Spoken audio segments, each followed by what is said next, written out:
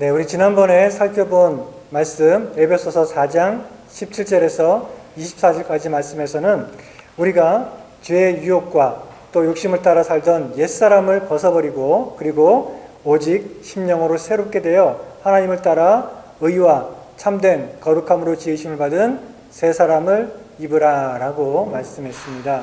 우리에게 새 사람이 되라는 명령은 아니라 그랬죠. 왜냐하면 우리는 이미 새 사람이 되었기 때문에. 그래서 이 말씀은 우리가 새 사람의 합당한 모습으로 살아가야 된다라는 말씀이라고 했습니다. 자, 그러면 새 사람의 합당한 모습으로 살아가는 것은 어떤 것일까요? 오늘 본문은 그것을 우리들에게 말씀해주고 있습니다. 5가지를 말씀하고 있는데요. 이 각각의 말씀들은 우리에게 무엇을 하지 마라라고 하는 부정적인 명령과 무엇을 해라라고 하는 긍정적인 명령으로 함께 구성이 되어 있습니다. 왜냐하면 우리가 죄악된 옛사람을 벗어버리는 것만으로 충분하지 않고 그 다음에 뭘 해야 되죠? 거룩한 새 사람을 입어야 되는 것이죠. 더러운 옷을 벗어버리는 것으로 충분하지 않고 깨끗한 옷을 입어야 되죠. 우리가 악한 일들을 버리는 것만으로 충분한 것이 아니라 이제는 하나님이 기뻐하시는 선한 일을 해야 되는 것입니다. 그래서 오늘 본문 25절에서는 그런즉 거짓을 버리고 각각 그 이웃으로 더불어 참된 것을 말하라 라고 말씀하고 있죠. 자, 거짓말은 작은 죄가 아닙니다. 거짓말은 그냥 사소한 그런 죄가 아닙니다. 에덴 동산에서 최초의 죄는 선악과를 따먹은 것이 아니라 거짓말이었습니다. 하나님께서는 선악과를 따먹지 마라. 이것을 따먹는 날에는 정령 죽으리라 라고 말씀하셨는데 뱀은 하와에게 거짓말을 했죠.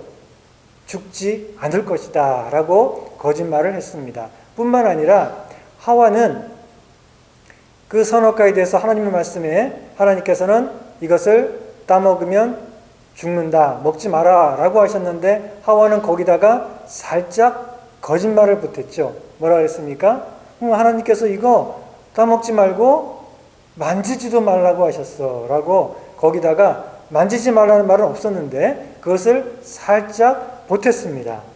자, 이 거짓말을 살짝 보탠 거기에는 아마 하와가 그 마음속에 하나님에 대한 어떤 불만이 싹트고 있었기 때문에 그랬을 것입니다.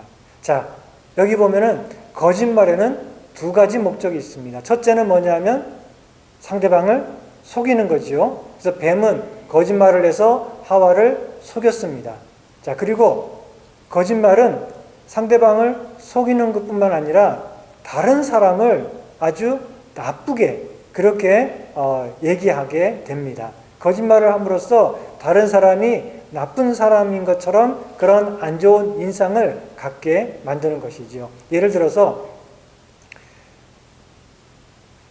야, 선생님이 철수만 예뻐한데 이렇게 말하면 원래 선생님은 그렇지 않은데 그런데 야, 선생님이 철수만 예뻐한다면서 이렇게 말하면 이거는 내가 상대방에게 뭘 속이려는 게 아니죠. 뭡니까?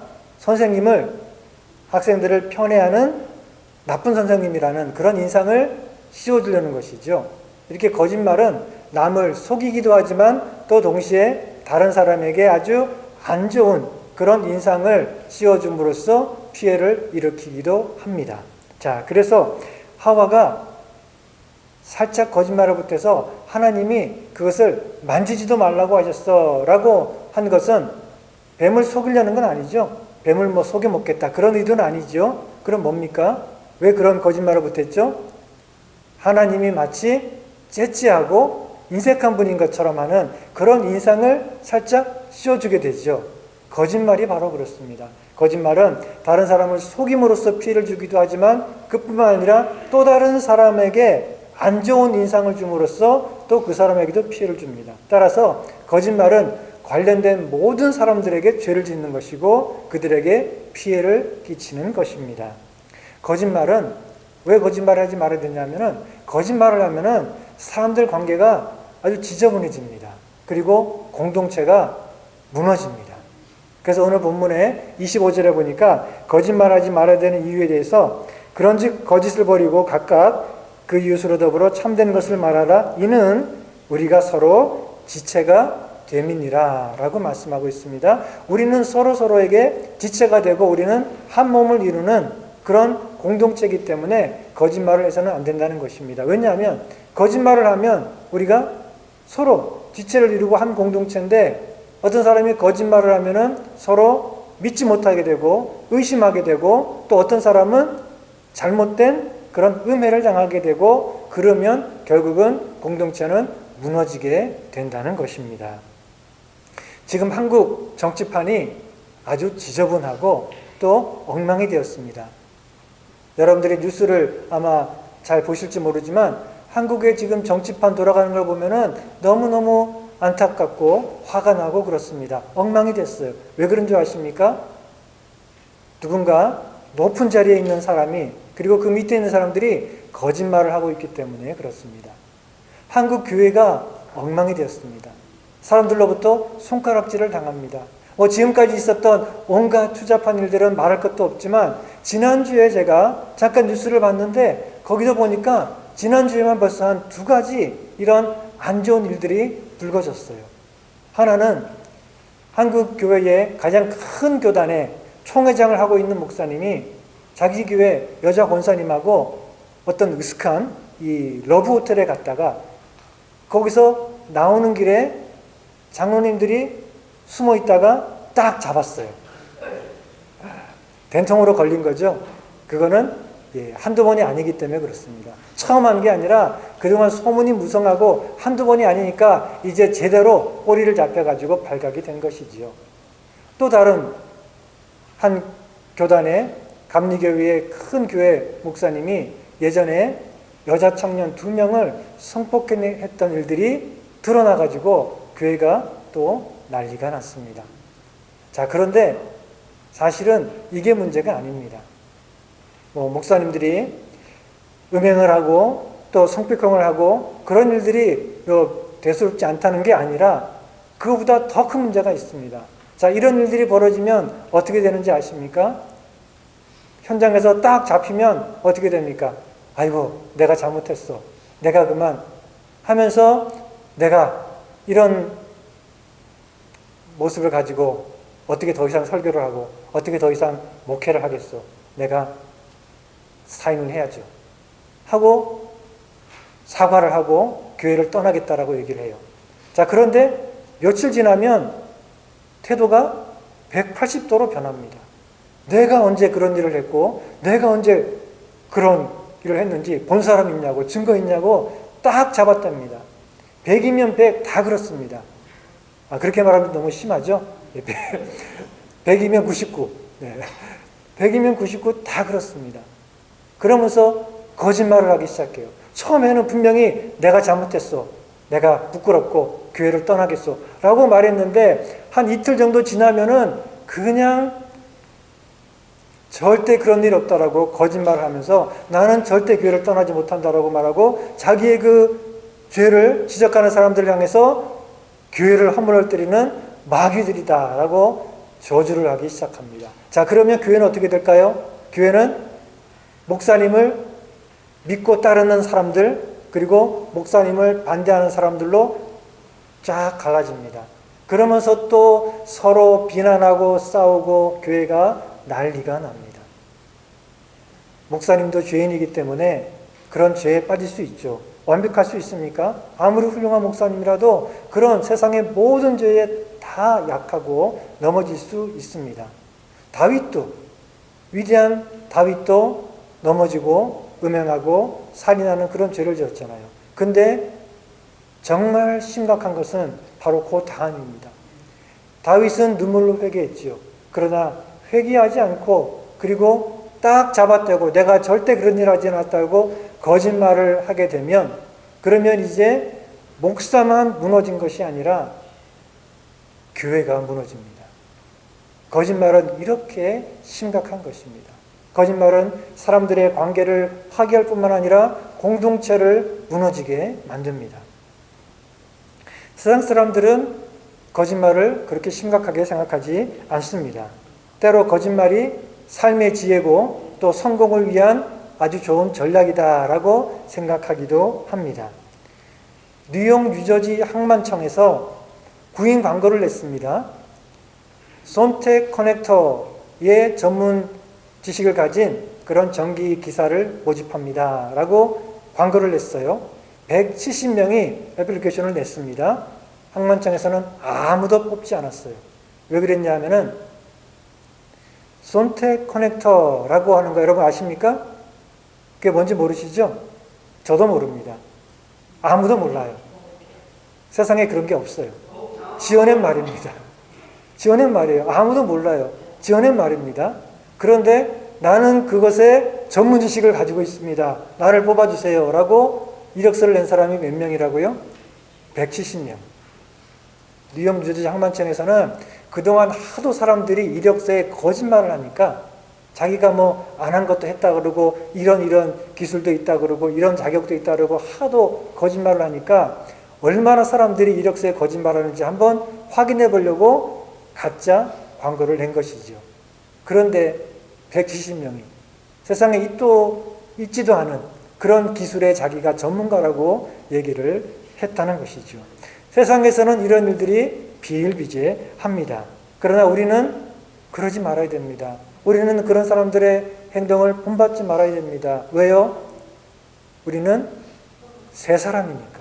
그렇죠? 우리는 새 사람이기 때문에 세상 사람들의 그런 손쉽게 하는 그런 거짓말을 따라가지 말아야 됩니다. 골로새서 3장 9절 10절은 말씀합니다.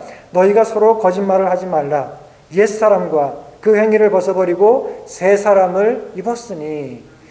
거짓말은 옛사람들의 특징입니다. 그 사람들은 그것을 아주 쉽게 하고 잘합니다. 그리고 거기서 대해서 별로 부끄러움과 죄책감을 느끼지 않습니다. 그러나 우리는 이제 더 이상 옛사람이 아니고 옛사람을 벗어버리고 새 사람이 되었으니 이제 우리는 거짓을 벗어버리고 서로에게 진실을 말해야 됩니다. 거짓말은 옛사람의 특징이고 우리 새 사람의 특징은 진실합니다 라는 사실을 늘 기억하시기 바랍니다. 그리고 26절에 가보면 분을 내어도 죄를 짓지 말라라고 말씀하고 있습니다. 우리 새 사람들은 분을 내어도 죄를 짓지 말아야 된다. 다시 말하면 죄가 되는 분, 화를 내어서는 안 된다라고 말씀합니다. 모든 화를 내는 게 다 잘못되고 죄는 아닙니다. 예수님도 화를 내셨죠. 예수님께서도 성전에 가셨다가 사람들이 성전 안에서 막 장사하는 것을 보고는 화를 엄청 내셨습니다. 하나님께서도 화를 내십니다. 하나님께서는 심판하실 때 진노의 심판을 하신다라고 말씀하십니다. 그 심판은 하나님의 무서운 분노로부터 나오는 그런 심판입니다. 불의와 죄를 향한 그런 분노는 의로운 분노이고 우리도 필요하다면 그런 의로운 분노를 해야 될 때 해야 됩니다. 시편 119편 기자는 이렇게 말씀합니다. 53절에 보니까 주의 율법을 버린 악인들로 말미암아 내가 맹렬한 분노에 사로잡혔나이다. 우리가 세상에 죄악된 불의한 일들을 보면서 하나님의 마음을 품고 분노해야 되고 그리고 하나님의 영광을 위해서 또한 분노할 줄 알아야 됩니다. 이웃들을 사랑하기 때문에 이웃들을 우리가 신경 쓰기 때문에 정의를 사랑하기 때문에 우리가 때로 분노할 수 있어야 됩니다. 그렇지만 죄가 되는 분노가 있다는 사실을 우리가 기억을 해야 됩니다.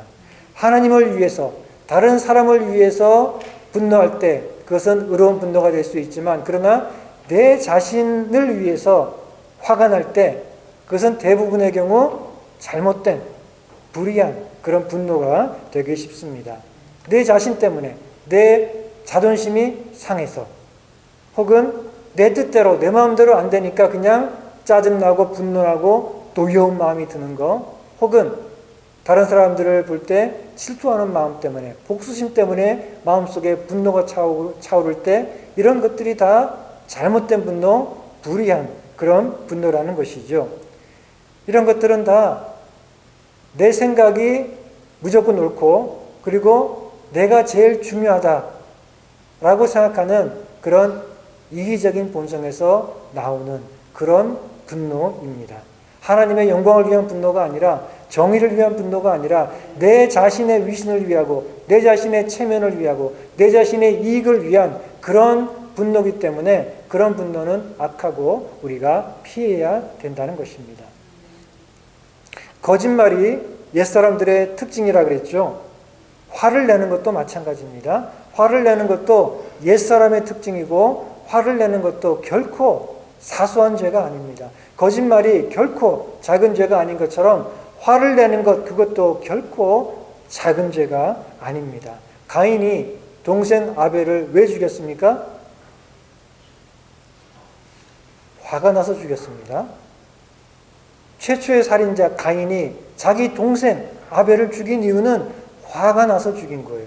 우리 창세기 공부하고 있죠? 창세기 4장 5절 6절에 보니까 가인과 그의 재물을 하나님께서 받지 아니하신지라 가인이 몹시 분하여 안색이 변하니 여호와께서 가인에게 이르시되 뇌가 분하여 함은 어찌 됨이며 안색이 변함은 어찌 됨이냐 라고 말씀하십니다.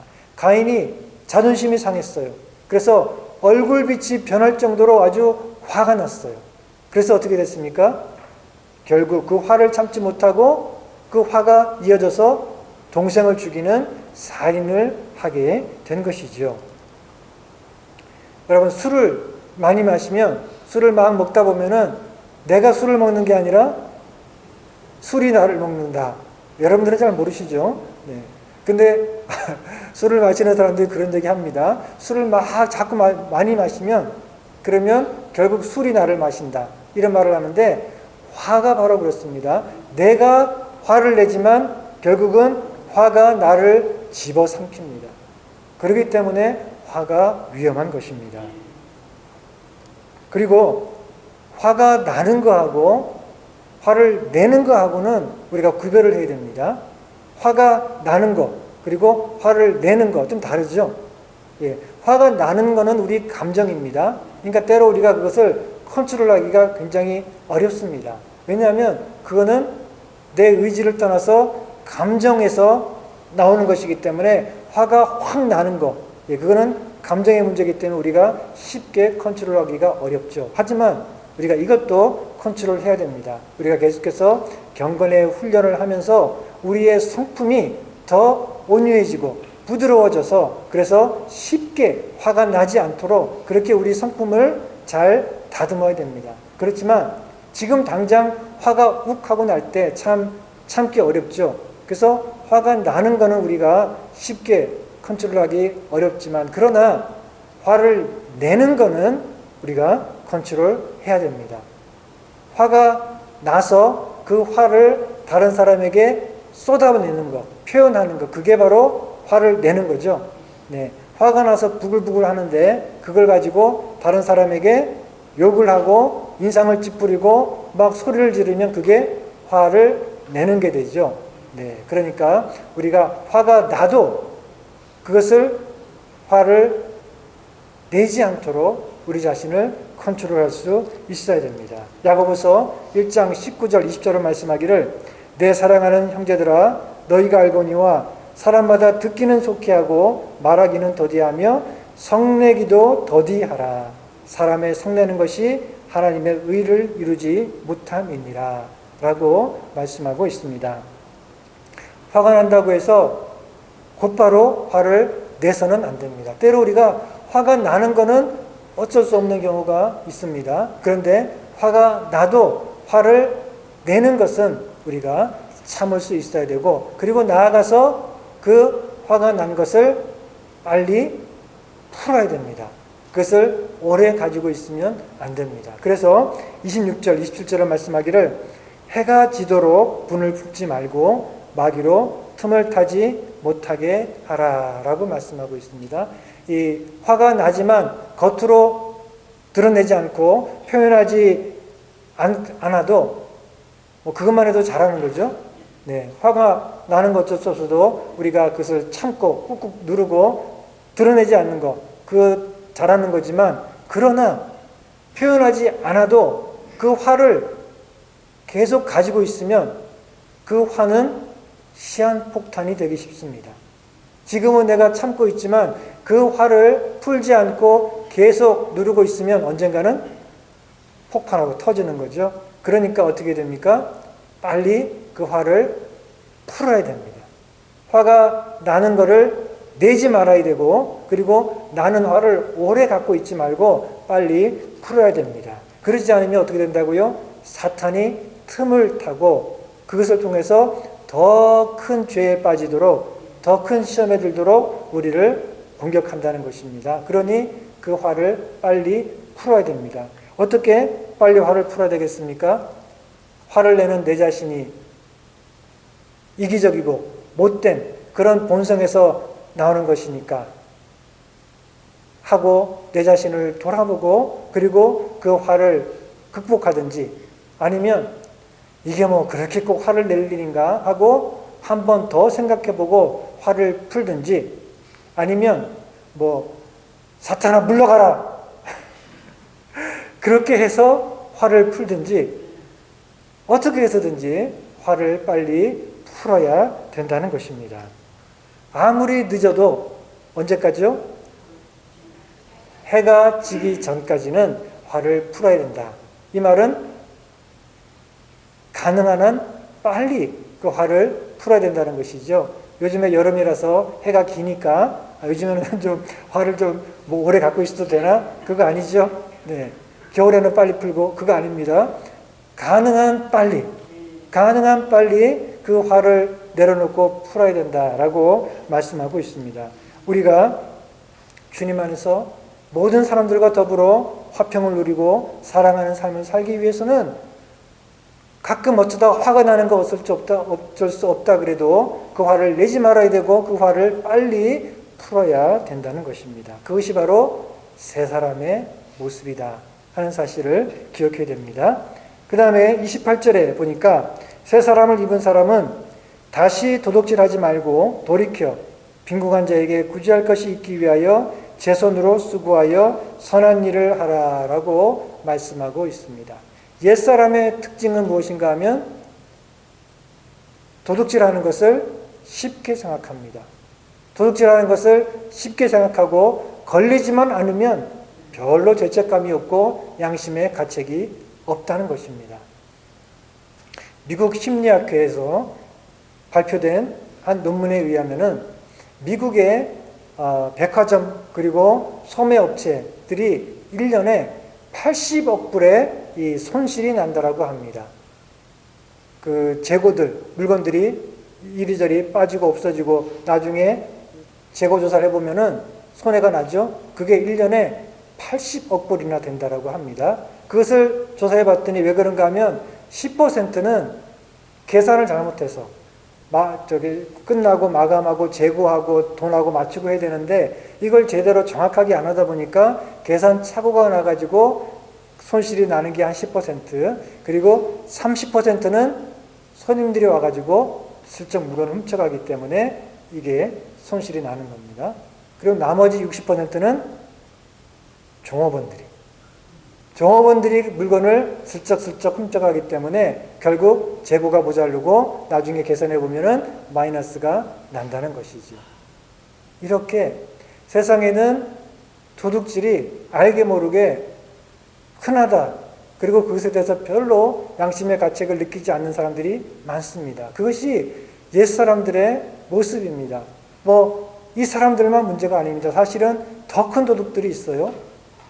금융업체, 은행, 대기업, 임원, 사장님들, 공무원들, 그런 사람들, 횡령하고 배임 이런 걸 통해서 더 어마어마한 돈들을 빼돌리고 훔치는 그런 도둑질도 하게 되죠. 이런 일들이 세상에서는 아주 흔합니다. 그러나 우리가 꼭 남의 집 담을 넘어가서 물건을 훔쳐야지만 도둑질하는 것은 아니죠. 우리가 내야 될 것, 줘야 될 것을 제대로 주지 않고 제대로 내지 않으면 그것도 도둑질이고, 그리고 또 부당하게 이익을 얻는 것, 그것도 도둑질이다라고 할 수가 있습니다. 우리가 쉽게 거짓말을 하는 것처럼 사실 우리는 알게 모르게 쉽게 도둑질을 하기도 합니다. 그리고는 우리도 모르게 그냥 지나가기도 하지요. 도둑질은 남의 것을 가지고 내 주머니를 채우는 거죠. 그런데 우리 새 사람들은 이제 거꾸로 살아야 됩니다. 남의 것을 가지고 내 주머니, 내 배를 채우는 것이 아니라 내 것을 가지고 다른 사람들의 배를 채워주고 다른 사람들의 주머니를 채워주는 그런 삶을 우리가 살아가야 됩니다. 그래서 방금 읽은 말씀에 다시 도둑질하지 말고 돌이켜 빈궁한 자에게 구제할 것이 있도록 수고해서 선한 일을 해라. 열심히 일해서 정직하게 돈을 벌어서 빈궁한 사람들, 어려운 사람들을 도와주고 그들의 주머니를 채워줘야 된다. 그런 말씀이죠. 우리가 우리 자신의 배를 채우고 우리 자신의 주머니를 채우기 위해서 정직하지 않게 행동하는 것이 아니라 우리가 열심히 일을 해서 다른 사람들의 배, 특별히 불행하고 또 어려움 가운데 사는 사람들의 그들의 빈 주머니를 채워주는 그런 삶을 살아가야 된다는 것이죠. 고린도후서 6장 10절에서는 세 사람의 모습에 대해서 이렇게 말씀하고 있습니다. 세 사람, 우리들은 가난한 자 같으나 많은 사람을 부유하게 하고 아무것도 없는 자 같으나 모든 것을 가진 자로다. 이것이 바로 우리 세 사람의 모습인 줄을 믿습니다. 자, 그리고 29절에 가서는 이렇게 말씀합니다. 우리 세 사람들은 무릇 더러운 말은 그 입 밖에 내지도 말고 오직 덕을 세우는 데 소용되는 대로 선한 말을 하여 듣는 자들에게 은혜를 끼치게 하라라고 말씀하고 있습니다. 더러운 말이라는 것은 음탕한 말, 그런 말만이 아니라 모든 종류의 악한 말, 그리고 남에게 상처를 주는 말, 그런 말들을 말합니다. 참 말이라는 게 중요하죠. 말이라고 하는 게 사람을 죽이기도 하고 살리기도 합니다. 그래서 잠언서 12장 18절에는 말씀하기를 칼로 찌름같이 함부로 말하는 자가 있거니와 지혜로운 자의 혀는 양약과 같으니라. 여러분들의 혀는 어떻습니까? 우리들의 혀는 찌르는 혀입니까? 아니면 치료하는 그런 혀입니까? 우리들은 말로 상처를 주고 해치고 또 사람을 낙담시키게 만드는 것이 아니라 우리들의 말에 그 선하고 아름다운 말을 통해서 사람들에게 기쁨을 주고 위로를 주고 낙심한 사람을 일으켜주는 그런 말들로 은혜를 끼치고 덕을 세우는 그런 삶을 살아가야 됩니다. 우리가 옛사람을 버리고 새 사람이 되었으니 우리의 입술도 새 입술이 되어야 됩니다. 31절에 보면 우리가 버려야 될 6가지가 나오고 있습니다. 말씀하기를 너희는 모든 악독과 노함과 분냄과 떠드는 것과 회방하는 것을 모든 악의와 함께 버리라 라고 말씀하고 있습니다. 자, 이 6가지 여러분 생각만 해도 어떻습니까? 불쾌하고 기분 나쁘죠? 화냄과 분냄과 떠드는 것과 악의와 이런 악독함 이런 것들은 여러분들 듣기만 해도 생각만 해도 기분이 나쁠 것입니다. 왜냐하면 우리는 새 사람이 되었기 때문에 이 것들을 생각만 해도 기분 나쁜 정도만 아니라 이제 우리는 이런 것들을 우리 삶에서 없애고 제거하는 그런 삶을 살아야 됩니다. 그리고 이어서 32절에 말씀하기를 서로 인자하게 하며 불쌍히 여기며 서로 용서하기를 하나님이 그리스도 안에서 너희를 용서하심과 같이 하라라고 말씀하고 있습니다. 이제 버려야 될 것을 말씀하셨고 그 다음에는 우리가 가져야 될 것을 말씀했죠.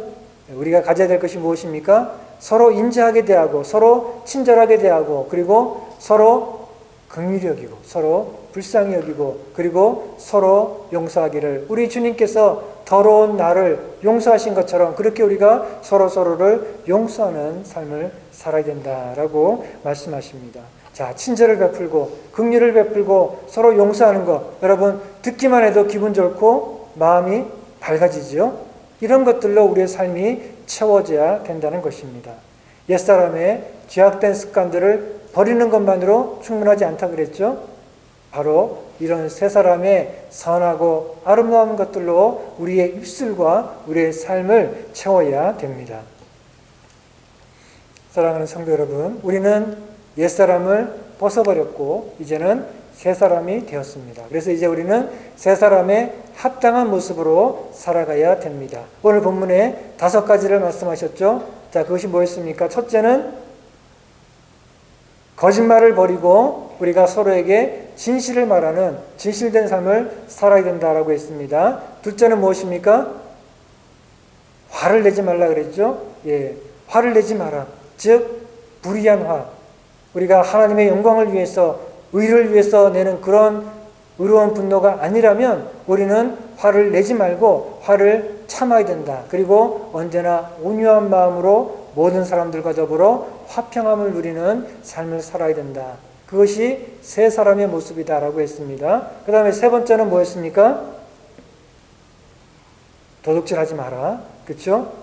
내 주머니, 내 배를 채우는 때 바쁜 그런 이기적인 삶을 사는 것이 아니라 어려운 사람, 불쌍한 사람, 궁핍한 사람들의 배와 주머니를 채우는 그런 삶, 베풀고 돕고 섬기는 그런 삶을 살아야 된다는 것입니다. 네 번째는 뭐였죠? 우리의 입술이 새로운 입술이 되어야 된다 그랬죠. 우리가 모든 악한 말들을 다 버리고 이제 우리가 서로 기쁨을 주고 위로하고 그리고 서로 넘어진 자들을 일으켜 세우는 그런 선한 말들을 통해서 덕을 세우고 은혜를 끼치는 그런 복된 입술이 되어야 된다는 것입니다. 5번째 뭐였죠? 모든 종류의 악한 것들은 다 버리고 그리고 이제 우리는 뭐죠? 모든 선하고 아름다운 것들로 우리의 삶을 채워야 됩니다. 그래서 모든 악독과 악의와 분냄과 회방 이런 것들, 더러운 것들은 다 버리고 이제 우리가 서로 친절하게 대하고 서로 긍휼히 여기고 서로 용서하는 그런 삶을 살아야 됩니다. 여러분 매일매일 이렇게 살아갈 준비가 되셨습니까? 갑자기 자신이 없어지는 그런 얼굴이네요. 네. 자신이 없습니까? 너무 염려하지 마십시오. 지레 포기하지 마십시오. 여러분, 우리가 새 사람이 된 것은 우리의 힘과 의지와 결심으로 되었나요? 그렇지 않죠. 우리가 옛사람을 벗어버리고 하나님을 따라 의와 거룩함으로 지으심을 받은 새 사람이 된 것은 우리의 의지, 우리의 노력으로 된 것이 아니라 오직 하나님의 은혜와 또 도우심과 능력을 통해서 된 것이죠. 마찬가지로 우리가 새 사람의 합당한 모습으로 살아가는 것도 우리 힘과 노력이 아니라 하나님의 은혜와 도우심이 우리를 붙들어 주시고 또 힘주시기 때문에 가능한 것입니다. 그래서 바울은 빌립보서 1장 6절에 이렇게 얘기했습니다. 너희 안에서 착한 일을 시작하신 이가 즉 하나님께서 그리스도 예수의 날까지 이루실 줄을 내가 확신하노라. 우리 안에 새 사람을 이루시고 우리가 새 사람이 되게 만드신 그 하나님께서 우리가 예수님 오실 때까지 우리가 그 새 사람의 모습으로 살아갈 수 있도록 도우실 것이다. 내가 그것을 확신한다 라고 얘기하고 있습니다. 그리고 이어서 4장 13절에 가서는 바울이 뭐라고 말합니까? 내게 능력 주시는 자 안에서 내가 모든 것을 할 수 있느니라. 아멘. 이런 바울의 확신과 승리의 고백이 바로 매일매일 여러분들의 확신과 또 승리의 고백이 되시기를 바랍니다. 우리 함께 기도하시겠습니다. 우리 함께 기도하실 때 하나님께서 그 크신 은혜와 사랑과 능력으로 우리를 새 사람이 되게 하셨는데 우리가 매일매일 그런 새 사람의 합당한 모습으로 살지 못하는 것을 용서하시고 불쌍히 여기시고 우리를 도우셔서 하나님 우리가 매일매일 새 사람의 합당한 모습으로 주님을 닮아가며 거룩한 모습으로 살아갈 수 있도록 도와주옵소서. 우리의 성품이 변화되고 우리의 입술이 변화되고 그래서 우리가 늘 진실하고 그리고 사랑하고 용서하는 그런 삶을 통해서 이웃들을 섬기고 주님의 거룩하심을 닮아가는 그런 삶이 되게 하여 주옵소서. 우리 함께 한 마음으로 기도하시겠습니다.